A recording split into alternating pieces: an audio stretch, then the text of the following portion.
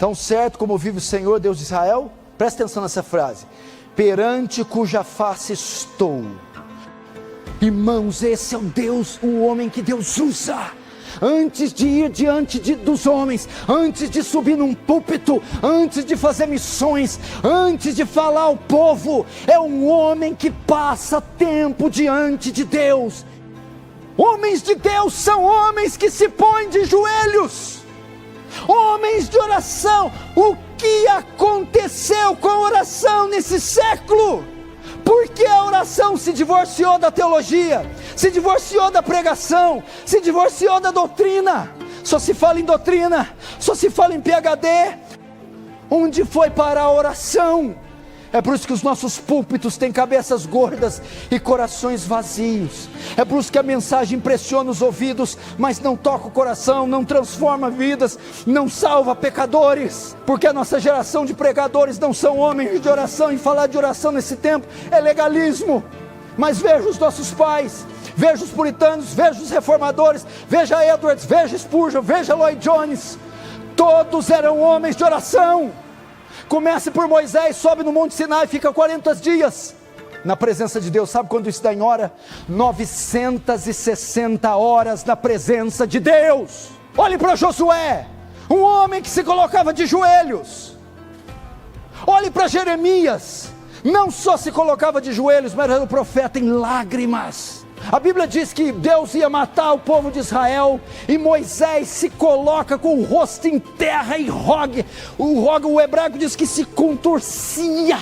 Deus então aplaca a sua ira em resposta à oração de Moisés.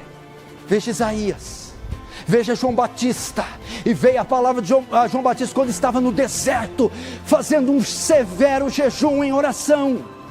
A Bíblia diz que Jesus ia ao monte e passava a noite inteira orando. E muitas vezes os seus discípulos estavam com ele.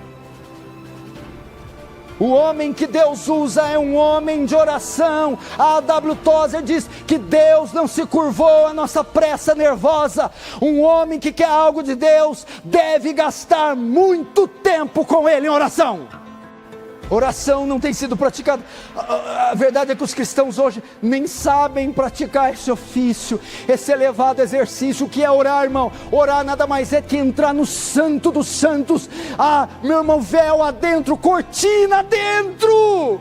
Demorou milênios para isso acontecer. O acesso vetado, tinha um véu de 2 toneladas, não podia ser penetrado por ninguém, só o sumo sacerdote uma única vez por ano. Então vem Cristo, verte o seu sangue, paga o preço, e aquele véu de alto a baixo se rasga. Para quê? Agora eu tenho acesso ao Santíssimo. Agora eu posso ir o tempo que eu quiser, aonde eu quiser, do jeito que eu quiser. Veja Martinho Lutero, antes de comparecer diante da dieta de Worms, era onde ia se decidir, o julgamento ele ia ser feito, se ele revogaria ou não os seus escritos, as suas teses.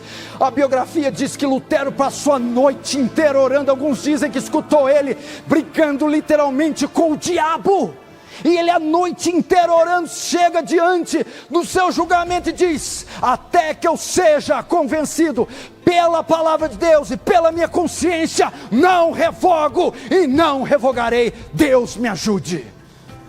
A noite inteira orando. John Knox, o reformador escocês, meu irmão, meu Deus do céu, meu irmão, quando a Inglaterra estava em guerra com a Escócia, a rainha da Inglaterra disse: eu não temo os exércitos escoceses, eu temo as orações de John Knox.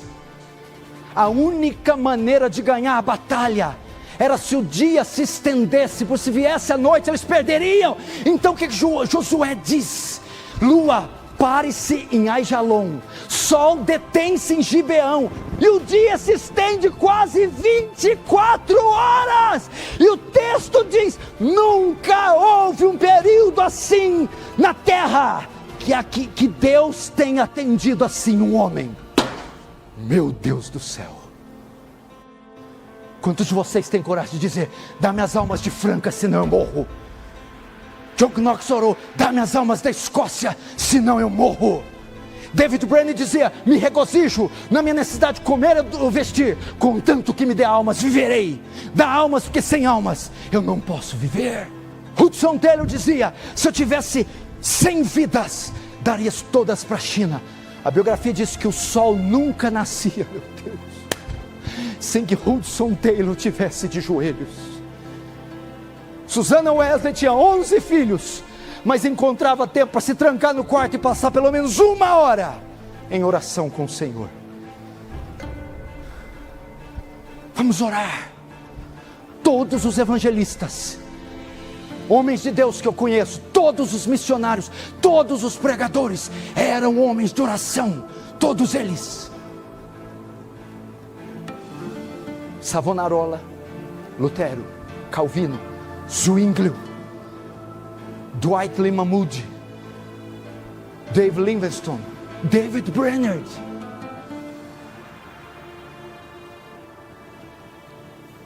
Precisamos resgatar esse ofício. Vem cá, me diga uma coisa: você precisa de algum PhD para orar? Você precisa de diploma?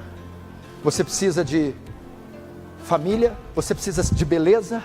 O que você precisa de orar? Você não tem diploma, você não tem dinheiro, você não tem recursos, mas você sabe se colocar de joelhos. É uma prática, meu irmão, tão fácil que até uma criança pode exercitar, meu irmão. A terra está para conhecer uma igreja que se colocar de joelhos. Não há demônios, não há potestades que resistem uma igreja que ora, uma mulher que clama e chora pelos filhos. O que o teu quarto é? Sala de pornografia?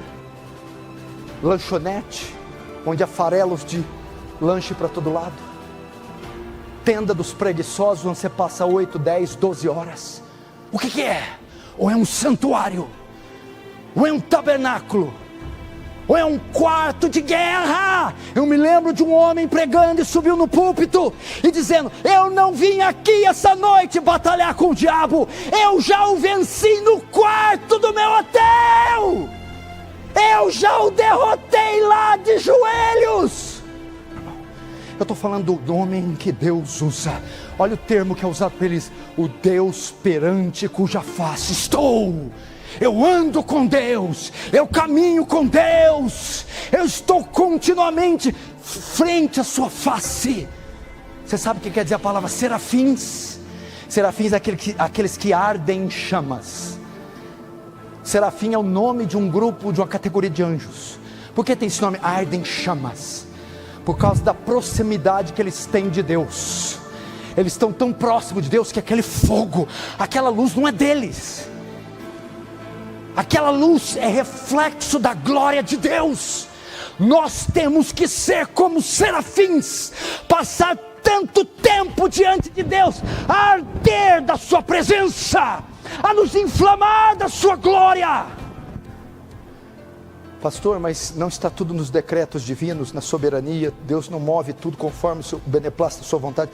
Claro, a oração está dentro dos decretos divinos. Deus cumpre os seus decretos através da oração. Jovens, e vocês vão ser a geração Y. Será possível que vocês serão PhDs em mídias sociais? Será que vocês se empanturrarão de eletrônicos? Vocês não têm vergonha de Daniel na Babilônia com 16 anos? Botou o império de joelhos?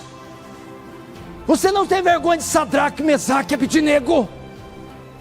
Que diante de uma ameaça de morte, ó rei, fica sabendo, diante da sua estátua não nos curvaremos.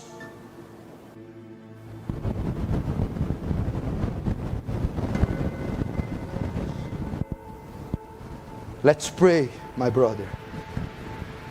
Vamos orar.